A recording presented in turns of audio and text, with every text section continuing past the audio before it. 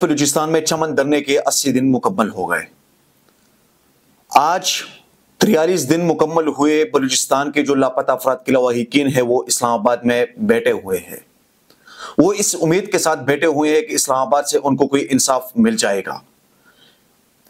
इसके साथ साथ इलेक्शन के हवाले से खबरें गर्दिश कर रही है कि इलेक्शन मुलतवी हो जाएगा, और उसके साथ इसी वक्त जिस चीज पे बहुत ज्यादा बात हो रही है वो पीटीआई के साथ इस वक्त का हुकूमत का, रियासत का जो उनके साथ रवैया है उस पे भी बात हो रही है। इन सारी चीजों पे आज बात करेंगे। सबसे पहले मैं शुरू करूंगा, चमन में 80 दिन मुकम्मल हुए, वहां पर जो प्रोटेस्ट जारी है, जो धरना वहां पर है और हजारों लोग उसमें शामिल हैं, और उस धरने में एक ही मुतालिबा किया जा रहा है कि उनको आजादाना तौर पे उनके रोजगार को, उनका जो हक है उनको दिया जाए, और उसमें भी इंतहाई हठधर्मी का मुजाहिरा किया जा रहा है जो नहीं होना चाहिए। लेकिन फिर भी एक ही मुतालिबा वो सामने रख के बैठे हुए हैं, और 80 दिन बहुत बड़ी बात है जिसमें वो एहतिजाज पर है कि हमारा ये एक मुतालिबा है कि हमें आजादाना तरीके से अपना रोजगार करने दे, कि हम अपना रोजगार कर लें।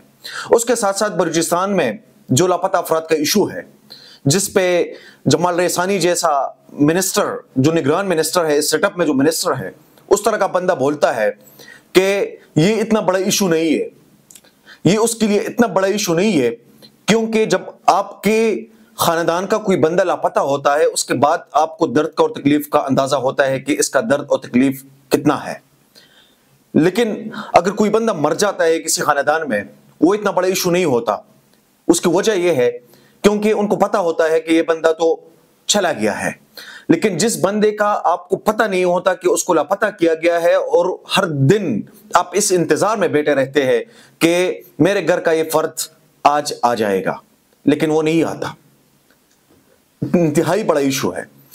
आज उनके 43 दिन मुकम्मल हो गए और वो लोग इस इंतजार में है कि हमें इस्लामाबाद से, इस रियासत से कोई इंसाफ मिल जाएगा, हमें अदालतों से आईन के मुताबिक, कानून के मुताबिक कोई ना कोई इंसाफ मिल जाएगा।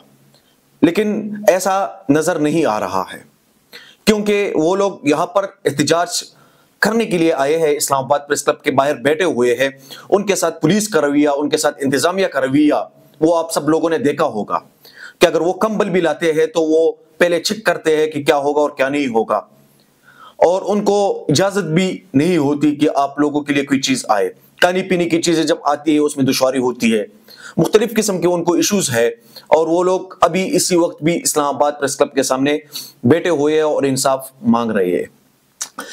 आज से 2 रोज कबल पाकिस्तान तहरीक इंसाफ के रहनुमा खैबर पख्तूनख्वा में हाई कोर्ट में, पेशावर हाई कोर्ट में, उसके हुदूद में उनके साथ जो कुछ होता है वो सारा आप लोगों ने मुलाहिजा किया होगा।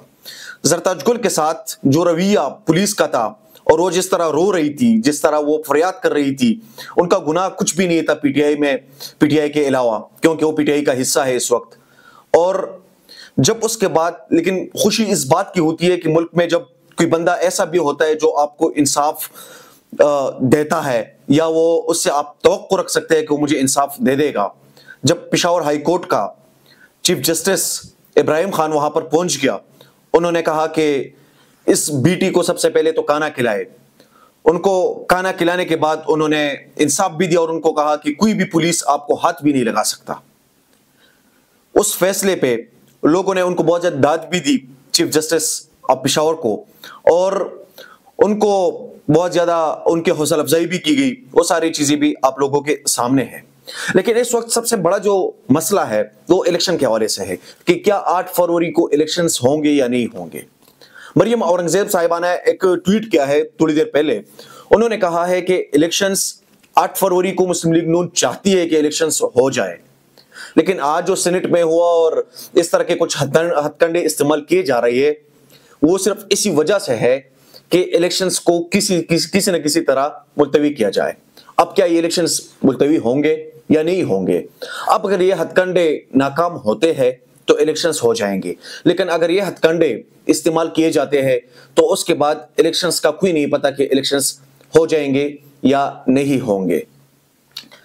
اس وقت جو بھی بندہ اپنی حقوق کے لیے بات کرتا ہے، اس کی آواز اٹھاتا ہے، تو ان کے ساتھ یہ سلوک کیا جاتا ہے۔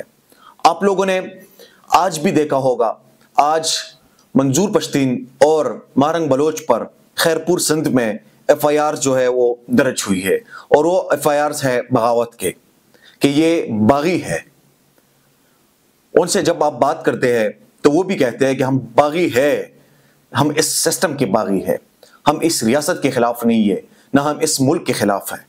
اگر کوئی بھی بندہ اس ملک کے خلاف کوئی بات کرتا ہے تو نہیں کرنا چاہیے، اور اس کو کوئی بھی جسٹیفائیڈ نہیں کر سکتا کہ یہ بندہ ملک کے فائدے میں بول رہا ہے یا نقصان میں بول رہا ہے۔ لیکن ایک بات جو ہے وہ کنفرم ہے کہ کوئی بھی بندہ جب یہاں پر اپنے حقوق کے لیے آواز اٹھاتا ہے، اور ان کا اگر لہجہ تھوڑا سا سخت ہے، تو ان پہ عجیب عجیب قسم کے فتوے لگائے جاتے ہیں، ان پہ عجیب عجیب قسم کی باتیں کی جاتی ہے۔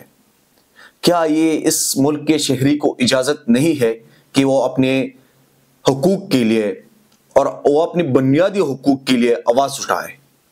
انشاءاللہ ایک نئے ولاگ میں دوبارہ ملاقات ہوتی ہے۔ بہت شکریہ۔